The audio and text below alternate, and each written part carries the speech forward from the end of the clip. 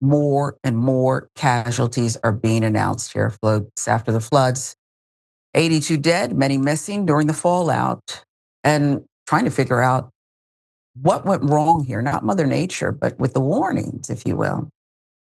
Horrific flash flood swept through central Texas and has left at least 82 dead, including children. And like I said, the count keeps going up. They don't know everybody who's missing. They haven't found everyone. They haven't identified everyone. These are just some of the people they know about. 27 young girls still missing as rescuers are searching. Want to play you this. You have a deep and important connection to Camp Mystic yourself as a former camper. I do. It's surreal coming back here 30 years later. I was a 10-year-old little camper here, full of so much hope and joy. It's a magical place, and I remember the excitement and anticipation of coming to Camp Mystic. And the parent was telling me the same from her little girls who came this year. They just dropped them off on Sunday. And for me, coming back, I'm overwhelmed with emotion and I'm overwhelmed with memories. And I can't get over looking at those cabins right next to the Guadalupe River.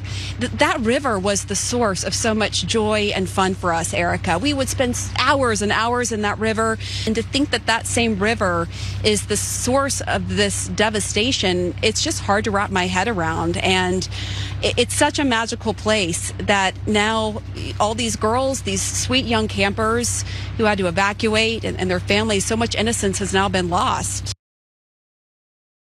Yeah, in an instant. I can't imagine being a parent of these young people just living in this community. So many coming together, helping out. Here are the details for you. As the search continues, authorities still have not said how many people are missing beyond the children from Camp Mystic. A Christian summer camp along a river in Kerr County, where most of the dead have thus far been recovered. Rescuers scoured a devastated central Texas landscape of mangled trees, overturned cars, muck-filled debris Saturday, in an increasingly bleak mission to locate survivors, including those 27 girls who have not been seen since their camp was slammed with a wall of water in what's being called an historic flash flood.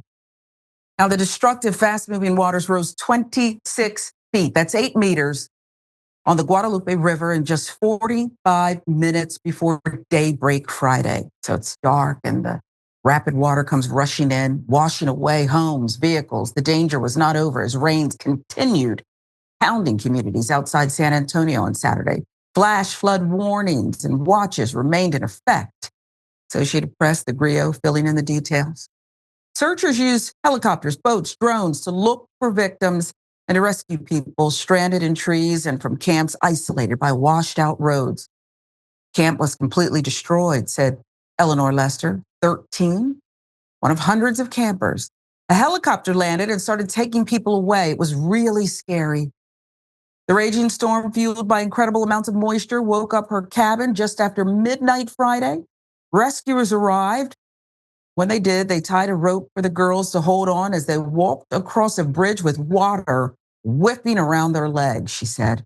Frantic parents and families posted photos of missing loved ones, pleas for information.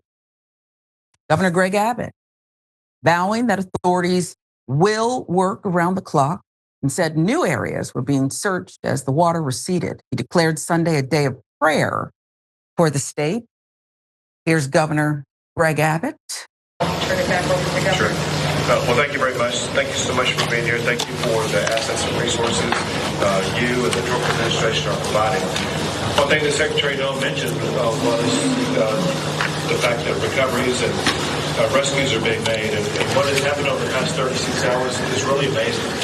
When you look at what the local officials have done, working in collaboration with multiple state agencies as well as our federal partners, in 36 hours, they have rescued or recovered more than 850 people.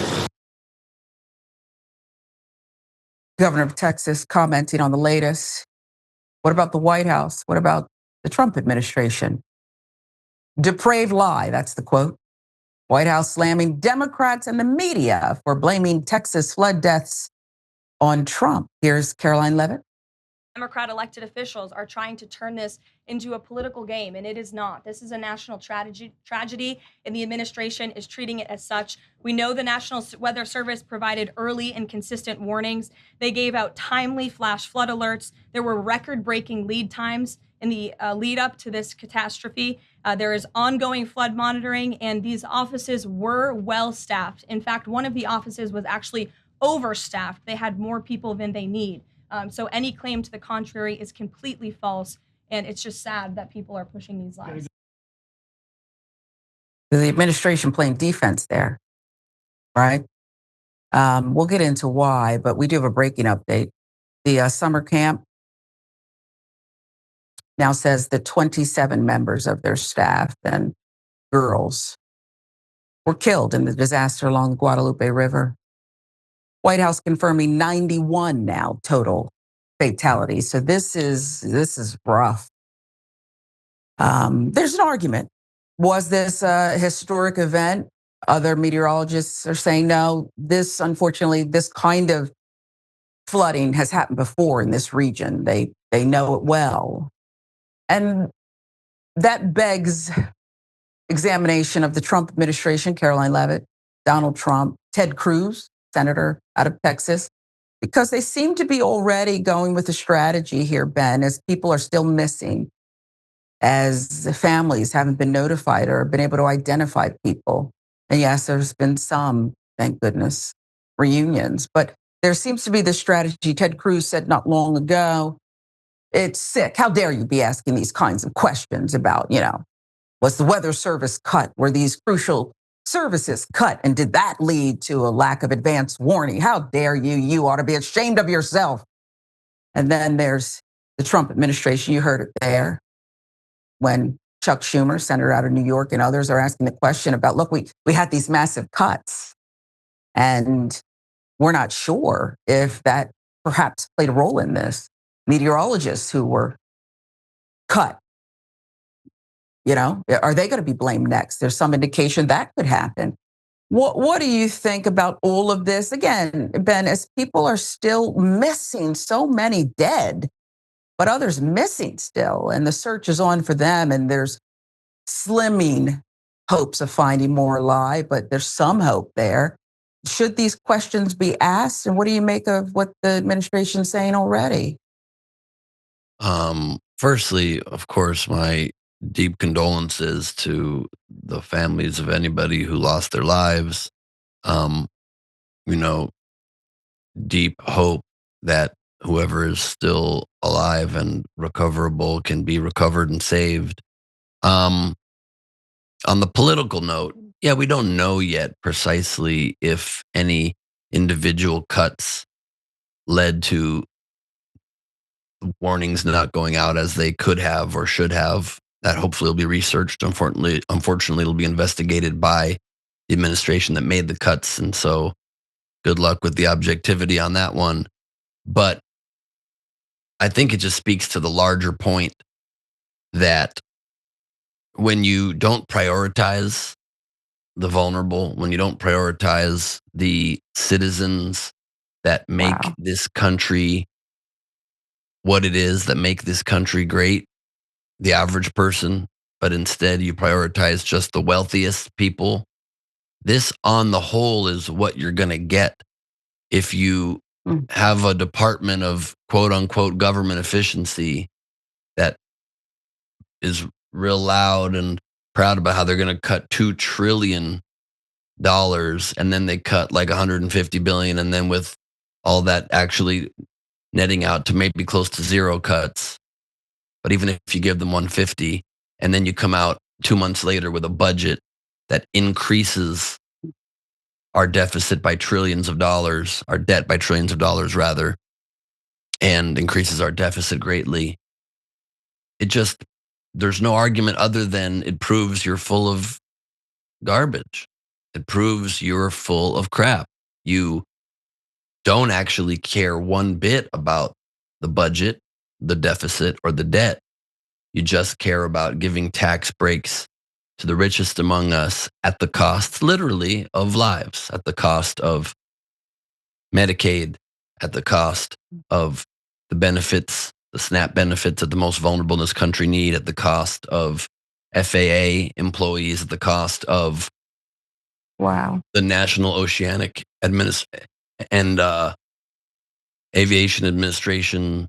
I might have gotten that acronym wrong. I'm sorry. It's a very intense We hear story, you. but at the cost of these people who are there to be safeguards and watchdogs and to help the nation. You know, we have a big country and a government. The thing the government should do is spend money to protect all of us and especially help the most vulnerable.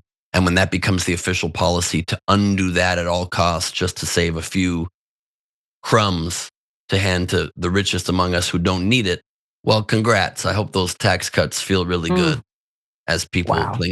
cling to their lives. That's so well said. And if you are soulless and you can only see dollars and cents, perhaps you'll realize too that it's not so easy. Oh, just cut this. FEMA, who needs FEMA? And then to have to go double back, as Donald Trump administration has declared an emergency in Texas, a red state. You have to double back and rebuild and help people repair their lives even. I suspect it costs a lot more if you're soulless and the money's the only thing on your mind. And Go ahead. And Sharon, it just goes back to just this general issue I have just historically with the modern Republican Party is that they just convey time and again that they don't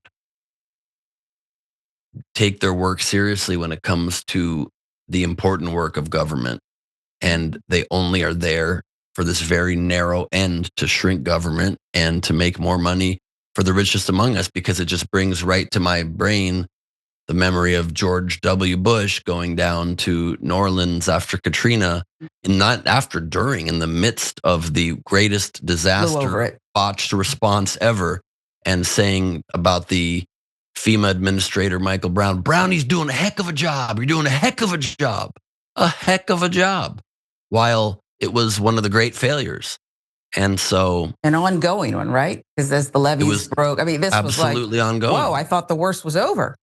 Yeah, that picture of him looking out the window at Air Force One or a chopper, wherever he was flying above it.